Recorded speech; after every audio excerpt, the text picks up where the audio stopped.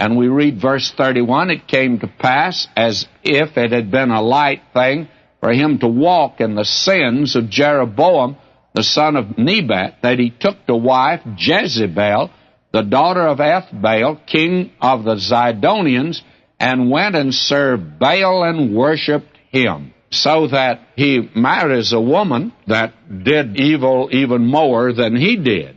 And the combination of the two make probably the worst that we possibly could have. And I think that you have here two of the worst couple. I'm sure that Mr. and Ms. Haman were very bad. And we know of Ptolemy, Dionysius, and Cleopatra. They were quite a couple. And Philip I of Spain and Bloody Mary did pretty well together. And we have several couples where the wife is dominant in diabolical designs. That was Catherine de' Medici and Henry II of France. And Bartholomew Lucretia Borgia, she was another daughter of a pope and Alfonso.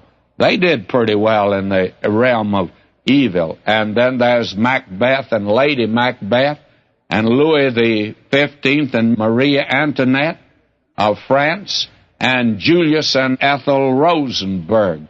These are some of the couples that stand out on the pages of history as being evil, but none can exceed Ahab and Jezebel. They head the list.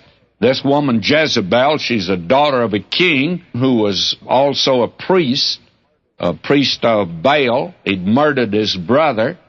And it's interesting to note Jezebel means unmarried or without cohabitation. In other words, the marriage of Ahab and Jezebel was not a romance. It wasn't a love match. It was not a marriage. It was just a wedding.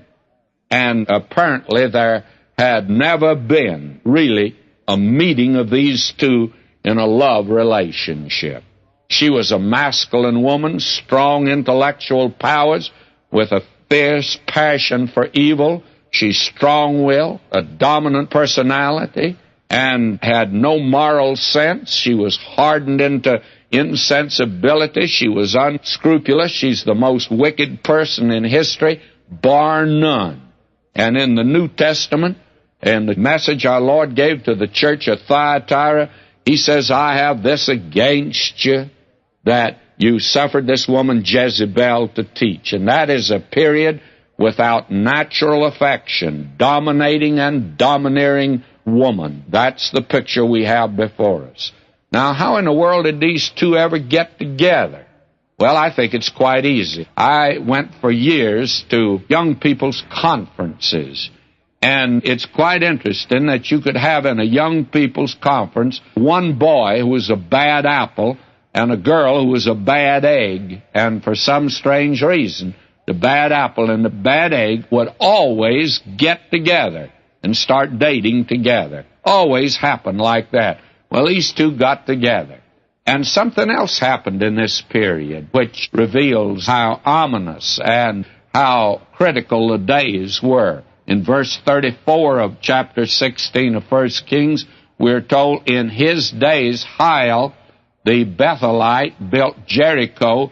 He laid the foundation thereof, and Abiram, his firstborn, set up the gates thereof, and his youngest son, Segub, according to the word of the Lord, which he spake by Joshua, the son of Nun. So that at the time of the destruction of Jericho, Joshua had said, cursed is the man that built it. It had not been built until the time of Ahab and Jezebel, and the curse that was pronounced came upon thee.